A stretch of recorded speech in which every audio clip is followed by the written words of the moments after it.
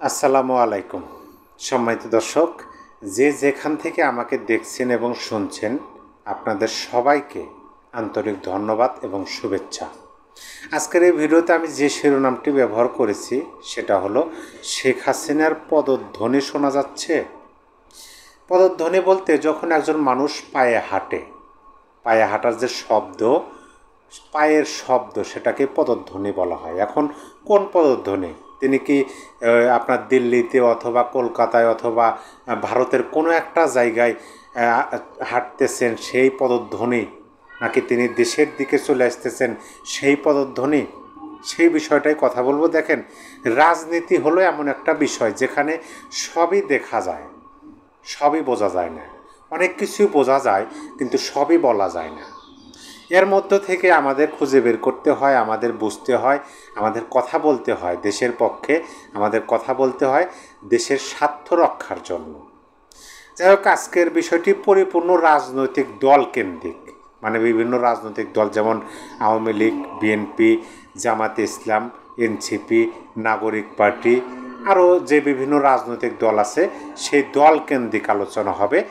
আর শিরোনামটা আমি প্রথমে বলে দিলাম। অবশ্যই আশা করি আপনারা যদি আমার আলোচনাটি নিরপেক্ষভাবে পরিপূর্ণ শোনেন এবং বোঝার চেষ্টা করেন, তাহলে আপনিও হয়তো পদধ্বনি শুনতে পান বা শুনতে পেতে পারেন, এরকম একটা পরিস্থিতি হতে পারে।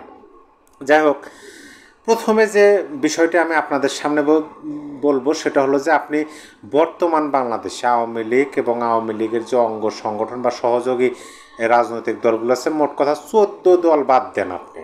আওয়ামী লীগ এবং আওয়ামী লীগের সহযোগী 14 দল, পাশাপাশি জাতীয় পার্টি, এই এই এই কয়েকটা রাজনৈতিক দলকে আপনি আলাদা করে রেখে দেন।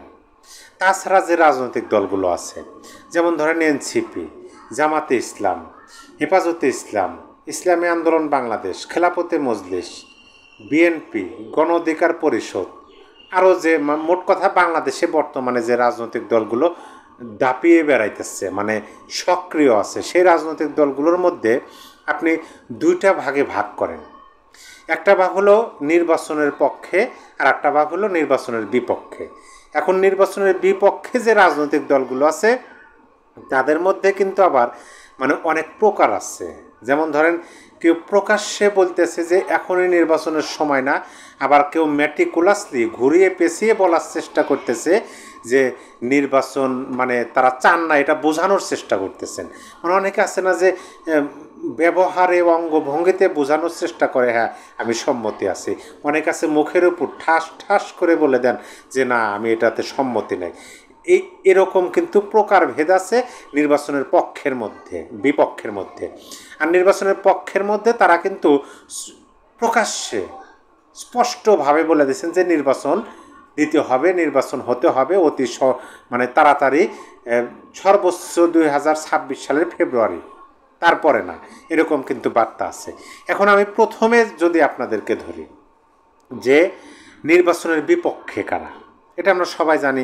এনসিপি, জামাতে ইসলাম, আরও আপনার জামাতে ইসলাম এবং এনসিপির সহযোগী যারা আছে, এবি পার্টি সহ ইসলামী রাজনৈতিক দলগুলো, তার সাথে আবার নতুন করে গণ অধিকার পরিষদও যোগ দিছে, দিয়ে জামাতে ইসলাম এবং এনসিপি সহ মোট 8টি রাজনৈতিক দল যুগপত কর্মসূচি দিছে 4টা দাবিতে। এই বিষয়ে কিন্তু আপনাদেরকে অলরেডি আমি অবগত করছি।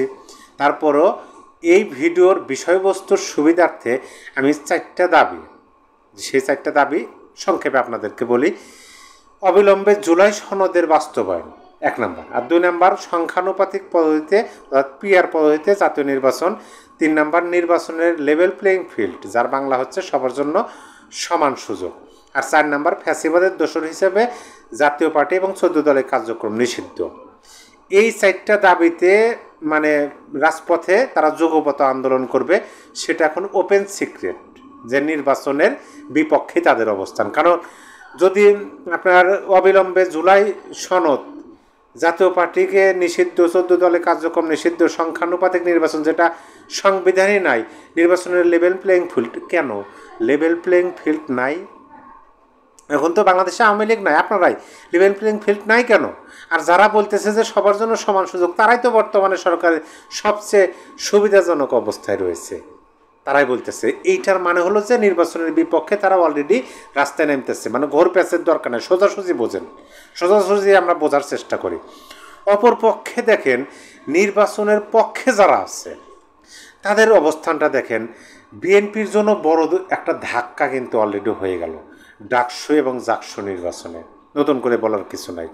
তারপরে নির্বাচন বিষয়ে বিএনপি কি বলতেছে? বিএনপি বলতেছে নির্বাচন ঠেকানোর নতুন বয়ান সামনে আনা হচ্ছে। আবার কি বলতেছে? অন্তর্বর্তী সরকারে আস্থা থাকলেও নির্বাচন নিয়ে আশ্বস্ত নয় বিএনপি। এই যে আমি যে দুইটা পক্ষের বয়ান বা দুইটা পক্ষের বক্তব্য আপনাদের কী জন্য শোনালাম, আমার আলোচনার বিষয় তো শেখ হাসিনার পদধ্বনি শোনা যাচ্ছে, কিন্তু এটা কেন শোনালাম? এখন আসেন মূল বিষয়ে। মূল বিষয়টা হলো শেখ হাসিনা ফিরে আসার পদধ্বনি কিভাবে হতে পারে। আমরা এই যে দুইটা গ্রুপ করলাম, অর্থাৎ বর্তমান বাংলাদেশের যে রাজনৈতিক দলগুলো আছে তাদের কথায় আমরা এটা বোঝার চেষ্টা করব। তারা কি বলছে আওয়ামী লীগ ফিরে আসার বিষয়ে, তাদের অবস্থান বা তাদের বক্তব্য কী, শেখ হাসিনা ফিরে আসার বিষয়ে তাদের অবস্থান এবং বক্তব্য কী, এটা আমাদের বুঝতে হবে।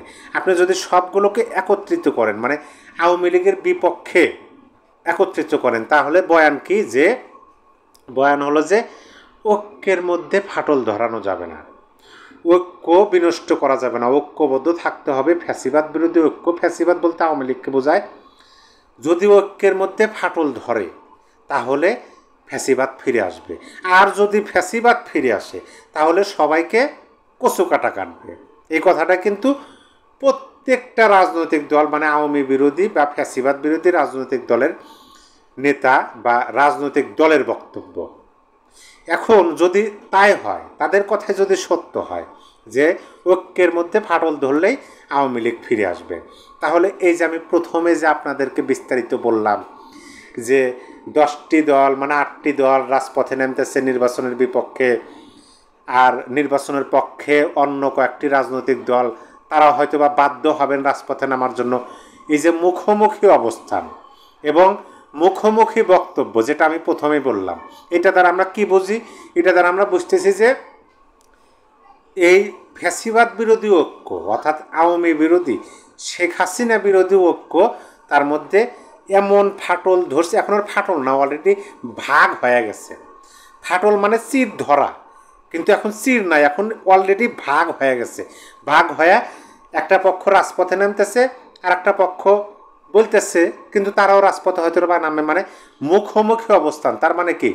ঐক্য ভেঙে গেছে, ঐক্য আর ফাটল ধরা নাই, ঐক্য ভেঙে গেছে। এখন তাদের কথায় ঐক্য ভেঙে গেলে ফিরে আসার কথা কার?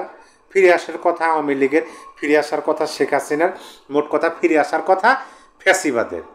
তাহলে আমি যে বললাম, আমার কথার যুক্তি আপনারা কি খুঁজে পেয়েছেন যে শেখ হাসিনা ফিরে আসার পদধ্বনি শোনা যাচ্ছে? কারণ বিরোধীদের মধ্যে ফাটল না, মানে ভেঙে গেছে ঐক্য। এখন আপনারা বোঝেন, আপনারা বলেন, আপনাদের মূল্যবান মতামত অবশ্যই কমেন্টে জানিয়ে দেন যে কথা সত্য কিনা। তাদের কথায় আমি অন্য কিছু দেখলাম না। আমি সেই কারণে প্রথমে বললাম যে বাংলাদেশের রাজনীতিটা হচ্ছে এমন একটা রাজনীতি, যে রাজনীতি দেখা যায় কিন্তু বোঝা যায় না, আবার অনেক কিছু বোঝা যায় কিন্তু সব কিছু বলা যায় না। বুঝতে পারছেন তো? আমরা যতটুকু দেখতেছি, আমরা বুঝতে পারতেছি, কিন্তু আমরা বলতে পারতেছি না। যারাই বলতে পারতেছে তাদেরকে মানুষ সাদরে গ্রহণ করতেছে। আমরা দেখতেছি যে ফ্যাসিবাদ বিরোধী ঐক্যের মধ্যে মানে ভাঙন সৃষ্টি হয়েছে, ফাটল না, মানে অলরেডি ভেঙে গেছে ঐক্য। তাইলে যদি মানে আপনি বোঝেন যে একটা দেওয়াল টানানো হয়েছে, বিশাল বড় একটা দেওয়াল টানানো হয়েছে, মানে দেওয়াল নির্মাণ করা হয়েছে। এই দেওয়ালটা হচ্ছে ফ্যাসিবাদ বিরোধী দেওয়াল। মানে যতই তুমি চেষ্টা করো, যতই বল প্রয়োগ করো, কৌশল অবলম্বন করো, তোমাকে এই দেওয়াল টপকায়ে তারপরে আসতে হবে, আর এই দেওয়াল টপকানো সম্ভব না।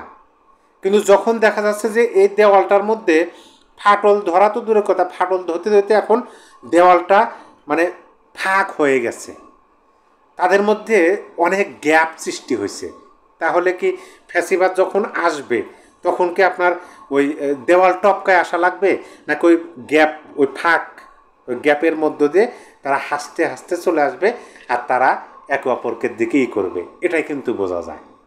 যাই হোক, আমরা ছোট মানুষ, আমাদের ছোট বিদ্যা বুদ্ধি এবং যুক্তিতে যতটুকু বুঝতে পারি ততটুকুই আপনাদের জানানোর চেষ্টা করি। বিভিন্ন সংবাদ, বিভিন্ন আপনার নিউজের পরিপ্রেক্ষিতে তার এই ধারাবাহিকতায় এই বিষয়গুলো আপনাদের সামনে উপস্থাপন করলাম। হয়তো বা আপনার কাছে হুদাই পেশাল মনে হতে পারে, প্রকৃতপক্ষে আমি হুদাই পেশালই পারলাম। তারপরও আপনার মতামতটা অনুগ্রহপূর্বক কমেন্ট বক্সে জানিয়ে দেবেন। সবাই ভালো থাকবেন। আল্লাহ হাফেজ।